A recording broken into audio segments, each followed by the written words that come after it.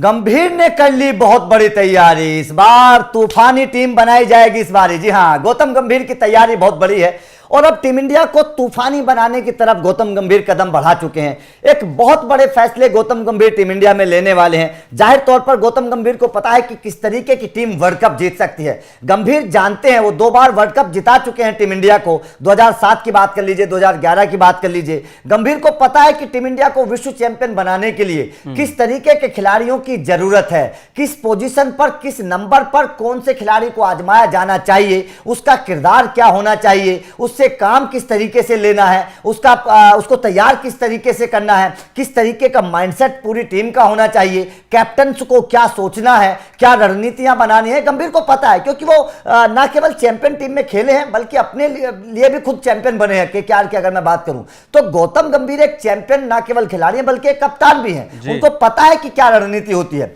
अब team India को लेकर चर्चा है क्योंकि गौतम गंभीर लगभग 3 साल के लिए टीम इंडिया में, 2027 तक का उनका कार्यकाल है।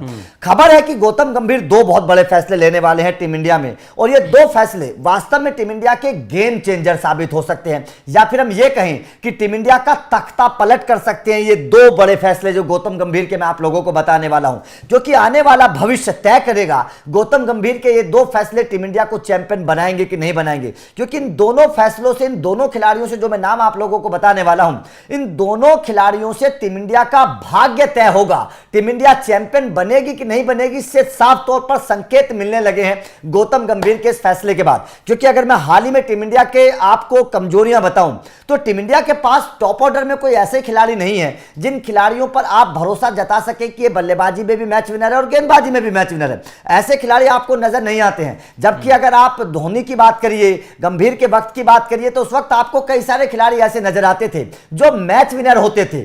ऐसे में गौतम गंभीर को पता है कि भाई साहब उस कमी को पूरा करना है। सबसे पहले गौतम गंभीर उसी पर काम कर रहे हैं, उस कमी को दूर करने के लिए काम कर रहे हैं। और ऐसे में गौतम गंभीर ने 2-3 खिलाड़ियों की तलाश करी है, जैसे सूर्य कुमार यादव का गेंदबाजी करना जाहिर तौर पर बहुत बड़ा फैसला था। इससे साफ तौर पर संकेत है कि कभी वक्त मिलेगा तो सूर्य गेंदबाजी करेंगे, मैच में जिताएंगे। सूर्य ने मैच जिताया था, आपको याद होगा, आखिरी T20 मुकाबला सूर्य ने जिताया था। सूर्य कुमार यादव, रोहित शर्मा या फिर रिंकू सिंह की बात कर लिए। तो गंभीर ये कहीं ना कहीं एक तलाश कर रहे हैं, गंभीर कुछ ढूंढ रहे हैं आने वाले अगर बड़े टूर्नामेंट में, आईसीसी इवेंट में अगर जरूरत पड़ा, कोई एक गेंदबाज आपका इंजर्ड हो गया या कहीं कुछ अगर तालमेल ओवरों का बैठाने में नहीं बन रहा है तो वहां ये समीकरण आपको काम आएगा।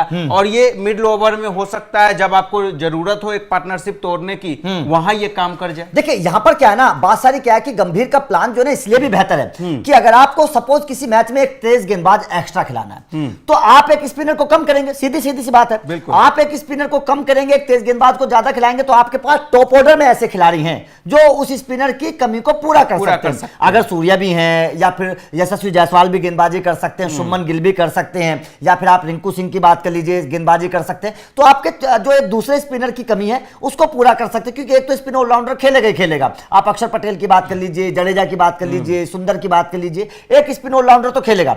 या फिर कुलदीप यादव की कभी बात कर लीजिए, तो दूसरे स्पिनर की कमी को आपके वो बल्लेबाज पूरी कर सकते हैं। तो इसमें प्लान बहुत जबरदस्त है। क्योंकि बीते देखिए तकरीबन अगर गंभीर से पहले के कार्यकाल की हम बात कर ले, जो भी रहे हैं कुछ जितने भी कार्यकाल गंभीर से पहले का रहा है समय, 5 से 6 गेंदबाज के अलावा आपके पास विकल्प नहीं होते थे, या फिर होते थे तो मतलब इतना भरोसा नहीं जताया जाता था, उन पे मौका ही नहीं मिलता था। और इसका खामियाजा बड़े इवेंट में टीम भुगत भी रही थी। तो गंभीर कहीं ना कहीं उस क्लियर विजन के साथ चल रहे हैं कि बड़े मौके पे आपको उन खिलाड़ियों की आवश्यकता जो है, जो कमी महसूस हो रही थी, वो कमी महसूस ना होगी गेंदबाजी में खासकर।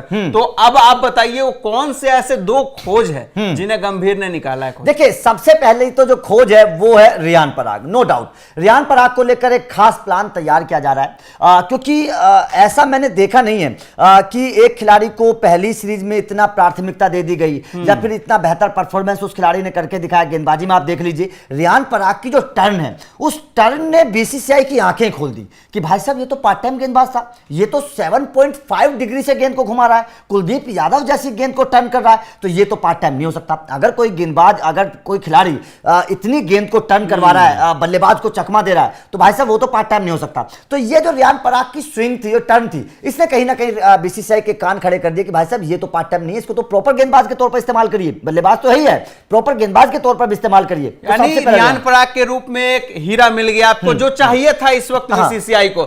लेकिन बात, अगर रियान पराग आपके स्क्वाड में भी आ जाते हैं, फिर रियान पराग की जगह आप बाहर किसे देख रहे हैं? फिर क्या शिवम दुबे का जगह खाली होगा? देखिए यहां पर यही तो सबसे बड़ी बात है कि आप रियान पराग की जगह बाहर किसको करेंगे। तो रियान पराग, देखिए अब आप टॉप ऑर्डर को अगर मैं बात करूं, अभिषेक, आपके टॉप ऑर्डर में वनडे में रोहित शर्मा ऊपर रहेंगे, शुभमन गिल या यशस्वी जायसवाल रहेंगे। नंबर 3 पर आपके विराट कोहली आएंगे ही आएंगे। उसके बाद में आप सूर्य कुमार यादव को शायद, मुझे नहीं लगता team India white ball cricket से बाहर करने के बारे में सोचेगी, T20 या वनडे की बात कर लीजिए।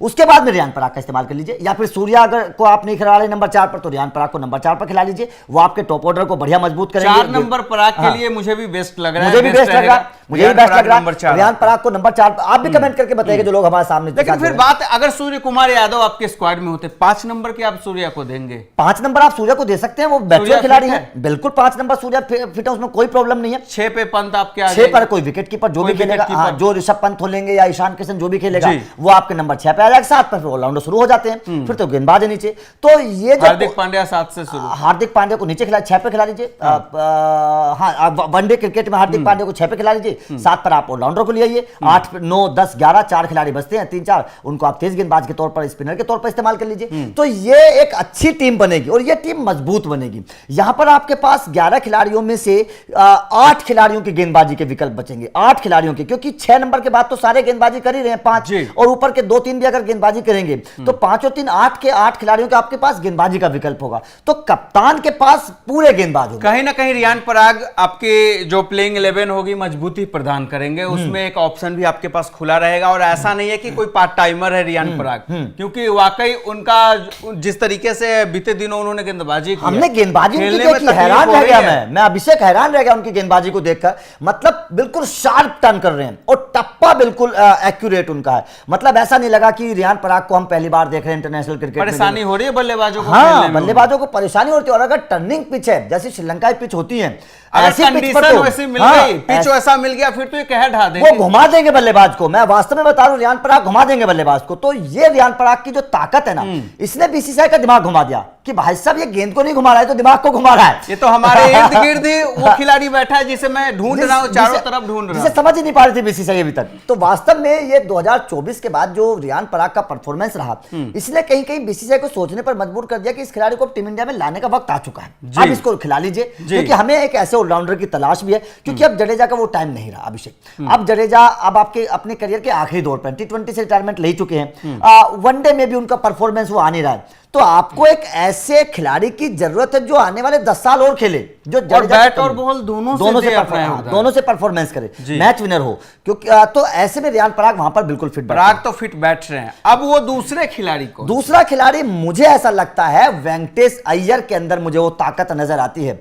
देखिए हमें हार्दिक का भी विकल्प तलाशना है, जडेजा का तो हमें तलाश नहीं है, हमें हार्दिक का भी विकल्प तलाशना है, क्योंकि वो भी अब ज्यादा लंबा करियर हार्दिक का भी बचा हुआ नहीं है। T20 से बाहर रहते हैं, वनडे से बाहर रहते ही हैं, T20 थोड़ा बहुत खेलते हैं, उसमें भी फिटनेस के इशू रहते हैं। तो वेंकटेश अय्यर के साथ प्लस पॉइंट क्या है कि गेंदबाजी तो करते ही हैं, ऊपरी क्रम पर आपको एक अच्छे मैच्योर बल्लेबाज का ऑप्शन मिलता है। गेंदबाजी भी करते हैं, बल्लेबाजी भी करते हैं, ऊपरी क्रम पर अच्छी बल्लेबाजी भी करते हैं। अगर आपके पास, अगर आप चाहें, देखिए यहां पर क्या है, रोहित शर्मा आप 1-2 साल खेलेंगे, आप क्या कर सकते हैं, शुभमन गिल के साथ वेंकटेश अय्यर का लेफ्ट राइट कॉम्बिनेशन बना सकते हैं। जैसे आपको याद होगा दक्षिण अफ्रीका में जैक कैलिस का हुआ करता था, या फिर शेन वॉटसन का ऑस्ट्रेलिया करती थी। शेन वॉटसन ओपनर बल्लेबाज थे, धुआंधार खेलते थे, लेकिन गेंदबाज भी थे और अच्छे गेंदबाज थे शेन वॉटसन। उसी तरीके से जैक कैलिस दुनिया के सबसे बड़े ऑलराउंडर थे, ऊपर क्रम खेलते थे और गेंदबाजी भी करते थे, विकेट भी उतना ही निकालते। तो मैं ये बोलता हूं कि हमारे पास ऐसा खिलाड़ी है तो उसका इस्तेमाल क्यों नहीं किया जाता। आपके पास वेंकटेश अय्यर हैं, वो ऊपरी क्रम पर बल्लेबाजी भी कर सकते हैं। भविष्य को लेकर अगर टीम देख रही हो तो रोहित शर्मा के बाद वेंकटेश अय्यर को बतौर ओपनर टीम अब शुरू कर दे, क्योंकि एक्सपेरिमेंट उनको मौका दे देना चाहिए। यही वक्त है, हाँ। यही वक्त है, अभी से आजमाना शुरू कर देना चाहिए। आपके पास हार्दिक पांड्या का एक विकल्प भी मिल रहा है, ओपन भी करता है, अच्छी गेंदबाजी भी करते हैं वेंकटेश अय्यर, बिल्कुल परेशानी में डाल सकते हैं सामने वाले बैट्समैन। बिल्कुल, बिल्कुल। तो वेंकटेश अय्यर और रियान पराग, ये दो वो हथियार है बीसीसीआई जिन्हें ढूंढ रही थी, और वो हथियार अब लग रहा है गंभीर को मिल गया है। बिल्कुल मिल गए हैं। तो आपका इन दोनों खिलाड़ियों को लेकर क्या कहना है, कमेंट करके जरूर बताइएगा। क्या आपको भी लगता है कि अब वो वक्त आ चुका है जब रियान पराग और वेंकटेश अय्यर को टीम इंडिया में मौका देना चाहिए, अगर मजबूत टीम बनानी है फ्यूचर की? तो कमेंट करके अपनी राय जरूर दीजिएगा। वीडियो अच्छी लगी हो तो लाइक और शेयर जरूर करिएगा, चैनल को सब्सक्राइब करिएगा, क्योंकि अपडेट मिलते रहेंगे। Thank you very much.